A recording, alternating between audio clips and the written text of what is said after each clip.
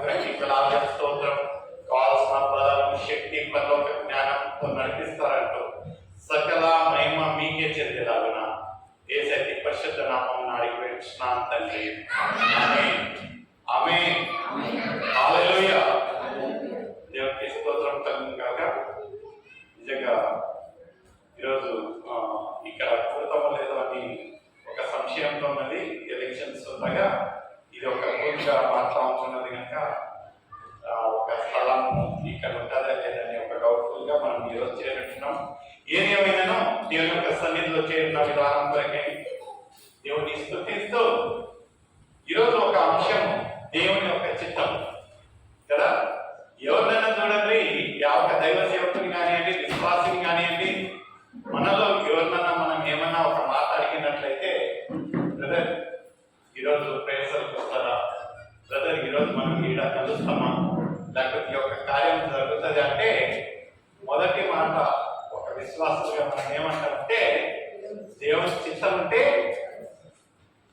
నిజంగా దేవుని చిత్తము అది ఉంటున్నదా లేదా అనేది ఒక ప్రశ్న. ఎందుకంటే మనం ఏ ఒక్క ఆలోచన లేకుండా నోటికి అతి వేగంగా వచ్చే మాట ఏమంటున్నారంటే దేవుని చిత్తం. నిజంగా దేవుని చిత్తం ఉంటున్నదా, ఎలా మనం దాన్ని గురించి ధ్యానం చేయాలి, గ్రహించాలనేది ఈరోజు అంశము. రోమీయులకు రాసిన పత్రిక 12వ అధ్యాయము 2వ వచనం.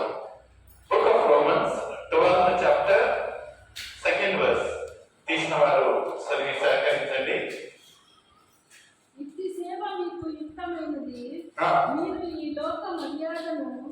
మీరు ఈ లోక మర్యాదను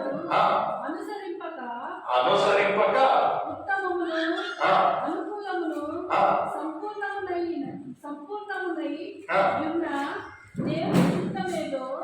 సంపూర్ణంగా ఉన్న దేవుని చిత్తమును పరీక్షించి తెలుసుకొనున్నట్లు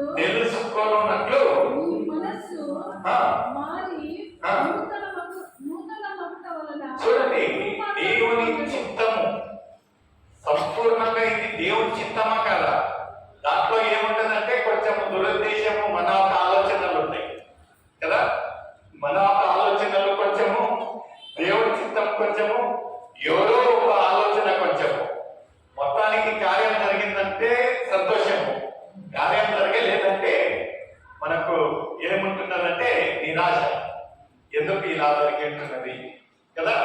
ఇక్కడ ఏముంటున్నదంటే మొట్టమొదటిగా మనం దేవుని యొక్క చిత్తమును మనం గ్రహించాలి, తెలుసుకోవాలంటే మొదటిగా దేవుని యొక్క మనసును మనం తెలుసుకోవాలి.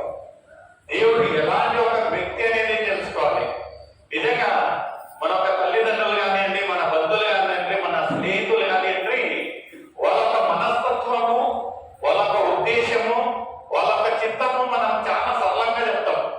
ఈ ఆపిల్ల గురించి నువ్వు నాకాడ చెప్పాలని పోవాలి రాదు బ్రదర్, నాకు తెలుసు, చెయ్యడు బ్రదర్, ఆ మనిషి గురించి నాకు తెలుసు. ఎందుకంటే ఆ మనిషి యొక్క మనస్సు మనకు తెలిసి ఉంటున్నది కదా. మనిషి ఒక మనస్సు తెలుసుకున్నప్పుడు ఆయన యొక్క చిత్తాలు, ఆయన యొక్క ఉద్దేశాలను మనము గ్రహించగలం. ఇక్కడ మనం దేవుని యొక్క చిత్తమును తెలుసుకోవాలంటే మొట్టమొదటిగా దేవుడు ఎవరు, ఆయన యొక్క మనస్సు ఎలాంటిదనేది మనం గ్రహించాలి. పరిపూర్ణంగా సంపూర్ణంగా దేవుని పైన ఆధారపడాలి, దేవుని గురించి తెలుసుకోవాలి. హాఫ్ నాలెడ్జ్ అంటే చూడండి, హాఫ్ నాలెడ్జ్ వేరేదే. పూర్తిగా తెలియాలి, లేకపోతే దాని గురించి తెలియకుండా ఉండడం చాలా మంచిది. సగం తెలుసుకొని ఉంటారు చూడండి, నెక్స్ట్ ఏందనేది తెలియదు. సగం తెలుసుకొని వెళ్ళినట్లయితే half knowledge is always danger. ఎందుకంటే మనకి ఇంకా ముందు తెలియదు ఏం జరుగుతుంది అని చెప్తాను. ఇక్కడ ఒక మాట ఎంత చక్కగా ఒక మాట ఏముంటున్నదంటే, మరోసారి చదవండి ఆ ఒక ఆఖరి భాగము. మీరు ఈ లోక మర్యాదను అనుసరింపక ఉత్తమమును అనుకూలమును సంపూర్ణమైన దేవుని చిత్తమేదో పరీక్షించి తెలుసుకున్నట్లు మీ మనసు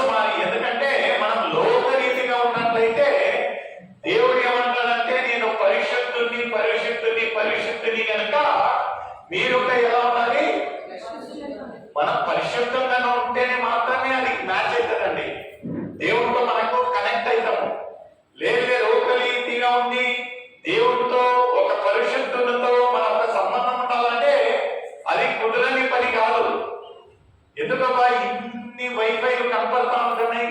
ఒక్క వైఫై ఉంటే మనకు కనెక్ట్ కావట్లే అంటే మనము సరైన పాస్వర్డ్ దాంట్లో కనెక్ట్ కావట్లా. పాస్వర్డ్ అనగా ఏముంటున్నదంటే రక్షణ వస్త్రము. దేవునిని యేసయ్యను మన ఒక సొంత రక్షకునిగా మనం అంగీకరించినట్లయితే అప్పుడు మనకు ఆయనకు ఒక సంబంధం అనేది ఉంటుంది.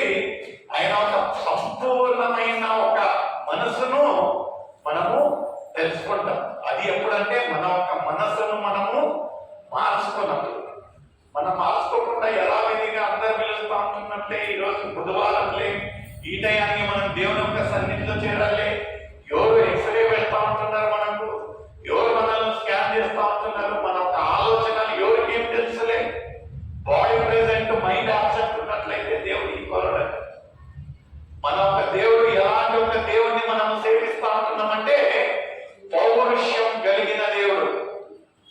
ఇది జెలస్ గాడ్. ఏదో మాట వరుసకులే. ఇదైతే అతను ప్రకటనలో ఏమంటా ఉంటున్నాడంటే నీవు వెచ్చగానే ఉండు, లేకపోతే ఆయన ఏమి మనం ఫోర్స్ చేయటం కానీ. ఈరోజు బుధవారం రావాల్సిందని ఏమైనా ఫోర్స్ చేసామండి? లేదు కదా. రావాలంటే దేవుని యొక్క సన్నిధిలో రావాలనుకుంటే రావాలి, లేదంటే లేదు. ఏదో ఒక సగం నాలెడ్జ్ తో మనం ఇక్కడికి వచ్చినట్లయితే ఆ ఒక మాట చాలా భయంకరమైన మాట. ఏమంటా ఉంటున్నాడంటే I will speak you out. తెలుగులో ఏమంటా ఉంటున్నాడంటే నేను నిన్ను. ఎంత భయంకరమైన మాట, ఎంత విమర్శించే ఒక మాట. ఒక మనిషిని దెబ్బ కొట్టిండ్రంటే అది వేరే మాట, కానీ ఏ అతని ముఖం పైన ఉమ్మేశారంటే ఎంత పెంచారైతే. అవునండి.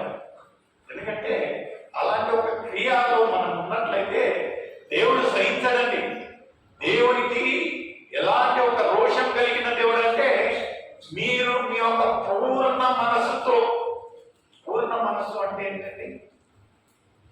పూర్ణ మనస్సు అంటే విత్ యువర్ హోల్ హార్ట్. సగం ఈడ సగం ఆడ సగం ఈడ వదిలేసి మాట వరుసకి ఇక్కడికి వచ్చినట్లయితే రాకుండా ఉండేదే ఈయన ఏం బ్రదర్ ఇట్లా రాకుండా వచ్చేదే తుమ్మితే ఊడిపోయింటే ఉండే ఒక ప్రేమలు రాకుండా మనల్ని మెప్పుపరచడం కాదండి. మనం ఎక్కడికి వస్తా ఉంటున్నాము, ఎవరి సన్నిధిలో వస్తా ఉంటున్నాం అనేది మొదటిగా గ్రహించాలి. ఇక్కడ కుమారు గురించి లేకపోతే ఎవరో గురించి వచ్చినట్లయితే ఇది వెళ్తాము. ఎందుకంటే మనం వచ్చేది ఒక రారాజు ఒక సన్నిధిలో, ఒక సృష్టికర్త ఒక సన్నిధిలో. ఎంత భయంకరంగా భయంతో వణుకుతో మనం వస్తా ఉంటున్నాము అనేది మనం గ్రహించాలి. ఇక్కడ ఒక దేవుడు కోరేది అదే. ఇలా కంపల్సరీ దేవుడు ఎప్పుడు ఎవరిని దోసుకొని రాదండి, ఎవరిని ఫోర్స్ చేయాలి. ఈజ్ అ ప్యూర్ జెంటల్మెన్ అంటారు. జెంటల్మెన్ తెలుసండి ఎవరు అంటారు? జెంటల్మెన్ అంటే వెరీ ఫేర్. ఏం ఫోర్స్ చేయలేదు, వస్తారా మీరు మాట్లాడితే మాట్లాడతాడు కదా. ఎంత జెంటల్ గా ఆ ఒక స్వభావం ఆయన ఎప్పుడు ఫోర్స్ చేయలేదు. ఆయనను మనల్ని ఒక సృష్టికర్త, సృష్టిగా మనము ఆయన మనతో ఏం కోరుతా ఉంటున్నది మనం తెలుసుకోకపోతే వ్యర్థమైన. దేవుని యొక్క ఉద్దేశం తెలుసుకోవాలంటే మొట్టమొదటిగా దేవుడు ఎవరు, ఆయన ఒక గొప్పతనము, ఆయన ఒక మనస్సును మనం తెలుసుకున్నట్లయితే ఆయన ఉద్దేశం ఏంటనేది మనం తెలుసుకుంటాం. ఎప్పుడు మాట్లాడని మనిషి మనతో మాట్లాడాలనుకోండి ఏముంది రా. ఎప్పుడు ఇంటికి రాని మనిషి ఇంటికి వచ్చారనుకోండి ఏముంటున్నదో